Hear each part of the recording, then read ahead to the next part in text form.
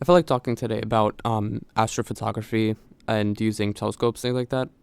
Because that's kind of a hobby of mine that I've come into in the past like 2 years. I've always been interested in astronomy and astrophysics, and it's always been a passion of mine. But I felt like I could get more involved with astronomy in general, in like astronomy specifically, if I got a telescope. So I have like a 700 millimeter focal length telescope, and I feel like it's pretty good. I could see the moon through it pretty well with a 20 times, or what is it? I forget what it is, but it's like a 20 times something. I think it's 180 zoom, or no, 90 zoom, something like that. 9 times zoom. Um, plus I forgot what they're called, but these um they're these little mechanisms that they don't increase like the quality of the image, but they just like double or triple or sometimes quadruple the zoom of the image from your telescope, which I have one of those too. So I think my telescope can go up to like 180 times zoom, which is pretty crazy. So I could see all those craters in depth on the moon and things like that. And it's really interesting to see because I feel like for a lot of people this is a great way to start, and like seeing the craters on the moon kind of spurred me to do more research on it, right? Like identify the actual craters on the moon, and kind of look into the history of it. I feel like it was a great jump start to learning more about the moon, which is something that I could later on talk about too. So I feel like using a telescope has really helped. This kind of just I guess an episode to spur people to have more interest in astrophotography, astroimaging. Maybe like the process of processing the raw data from images. Like recently, I've taken up to processing Juno mission images. So NASA, right? It's a government agency, and I don't know if this applies to non-U.S. citizens, but for U.S. citizens, I know for sure. It's public access data, so you could just make an account on like the Juno mission website, and they'll allow you to download any of the raw data from the Juno mission images that it's taken, like as far back as its beginning in what was it, 2015, 2016, 2017? I forget when they launched the Juno missions. Um, but I've kind of taken up to processing those images, and I have some that I've processed already that I think are really nice, and I'll probably put them into this video, probably right now. Um, I think they're really nice images. Sometimes they don't look um, very, very much like the real Jupiter, I guess, because you could kind of contrast those images to ones found on like Wikipedia, stuff like that. Um, it's mostly up to what the person thinks, right? So you can make a really nice image, put up the contrast, put up the saturation of the colors, and it'll look really nice. Sometimes it takes a lot of effort, actually, but most of the time you kind of just get this weird mix. Like the real Jupiter is kind of more bland, but then it also has a lot of whiter bands than what you could really do with a lot of software as a beginner. Like for me, I use GIMP, something like that. It's pretty good processing software. It's like Photoshop basically, but I guess more advanced. Maybe I don't have too much experience with Photoshop, personally, but it's a really nice way to kind of process your own images. It's free, so I kind of just use it as I like. I downloaded it like 4 days ago, and it works really nicely. I have good images, and it's really an entrance level software, I guess, for this kind of stuff, for processing images from NASA data. Um, Kind of heard about it from some forums and stuff like that. Just a quick search. So I got my telescope. What was it? Like 2 years ago now. It's gotten a bit of use. It's been pretty cloudy for some reason these past few months, so I haven't been able to really go outside and really observe anything recently. I don't really go very far to observe. Usually, I just stay in my own backyard. Um, but it would be a good time to go. Um, Maybe what is it?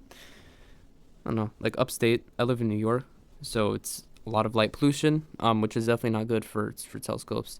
I think there's like this map of light pollution. Like white is a lot of light pollution, which makes sense. All the lights, and then I think it's like green or or red or something like that, that color represents no light pollution.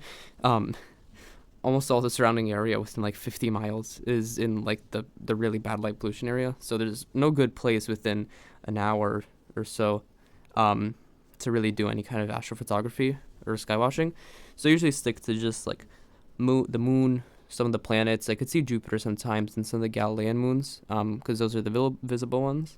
But usually it's kind of difficult, especially when Jupiter's very far away half the time.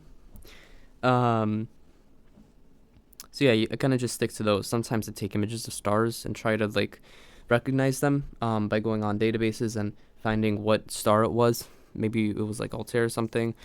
Um, I look at the Big Dipper and stuff like that. I look at all the constellations, and then I kind of go from there. But even without the chance to actually take like really high quality images because of my location, I feel like it's definitely been a good time.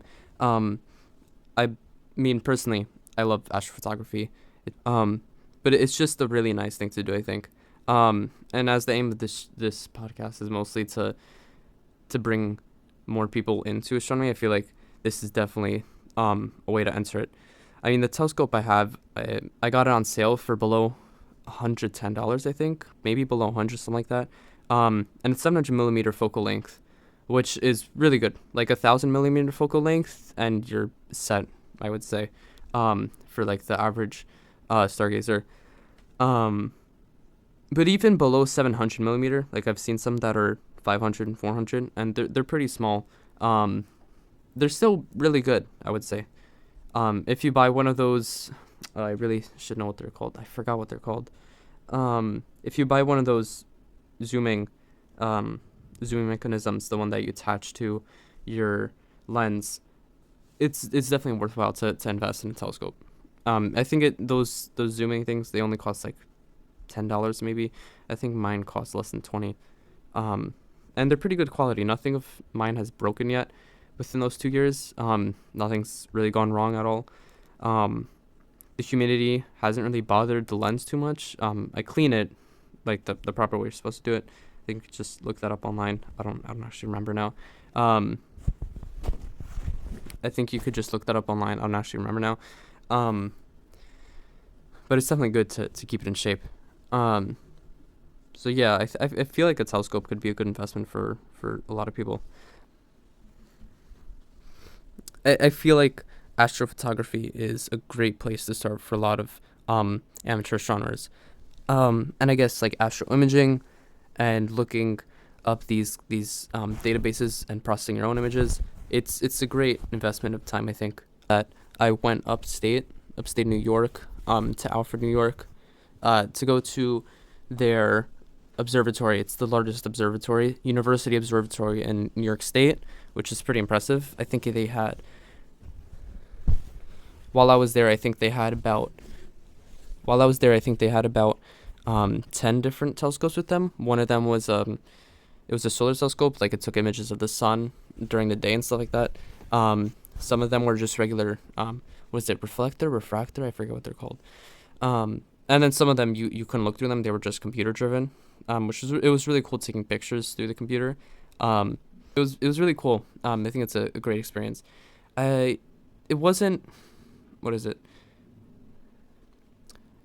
It wasn't as impressive as I thought in terms of like the scale of the telescopes, but then I realized that I was kind of asking for too much, because when you think of the really big telescopes, I mean, the only places where those are in labs that are only touched by scientists and corporations, associations that have a lot of money to put behind them and not have to worry that their one telescope that cost them all of their budget would completely break down because they have more than one and quite a big budget. But it was pretty amazing to even just see through a telescope that has like, what is it? I think the highest was like 300 times zoom in terms of the ones where you could put an eyepiece on it. But it was really cool. That's kind of that was one of my first experiences in terms of astrophotography and astroimaging, and I feel like it was a pretty great one. Yeah, so this is kind of a short episode, but I didn't really feel like talking for too long. This is more just a little episode on a little commentary, I guess, on astrophotography and what I think about it, astroimaging, I guess, because I feel like it's a definitely a really important topic that a lot of people, a lot of amateur astronomers should pay more attention to. They should definitely try and do as much of it as possible because it kind of spurs interest. Usually, when you're just reading about something like those past two episodes of mine where I was talking about Jupiter and dark matter, dark energy, whatever, um, it kind of gets boring sometimes because you're just sitting there listening or reading. Um, it's basically like if you've ever read just a whole Wikipedia page, um, and I'm not saying like the ones that have bad information. I mean like the ones that are pretty reasonable, pretty well moderated, like things about science and stuff like that. Not pseudoscience, but regular science. Um, it's kind of boring. There's not much interesting about it, but I feel like even even if you get Wikipedia articles that are about astrophotography and astroimaging, I feel like it's more interesting inherently because you have more access to be able to do it yourself. Um, like I'm part of both the Amateur Astronomy Association and the American Astronomical Society or something like that. Um, I forget which one of the two sets up. I think it's like weekly, maybe daily, bi-weekly. They set up these opportunities for people to go to parks and stuff like that and nice places, even within New York, like New York City. There's still a lot of spots where the association sets up telescopes, and you could still look through them, and there's still a lot to see. Even with all the light pollution around, it's still pretty nice to see. Like it won't compare to things like what I had seen in Alfred, and even then, what I had seen upstate there is nothing compared to what you could see in a place with like no lights for miles and miles and miles around. But still, it's pretty great. It's a great way to start, especially for me. It was a great way to start. So yeah, I just feel like this is a really important topic, and I kind of wanted to touch on it for a lot of people listening to kind of go into it themselves. I guess like a recommendation to go into astrophotography, astroimaging. I wouldn't recommend a specific telescope, but I feel like the Celestrons are pretty good. I have the 700 millimeter focal length, and it's definitely really nice. It wasn't as expensive as I thought it would be, which I'm definitely happy about because I didn't really want to spend too much money on it, which I feel like is what a lot of other people think too when they're getting telescopes or looking at them, because usually they're really expensive things, and you would get one as a child from like the Smithsonian or something like that, and it wouldn't be that great quality. You could still see stuff through it, but it wasn't amazing. And then you're like, oh, if that was how that one was, and it was like what $30 from a gift shop, then how expensive is the real one gonna be? But it was pretty reasonable. So I feel like it's definitely a good thing for a lot of people to look into. So I guess that's it for now.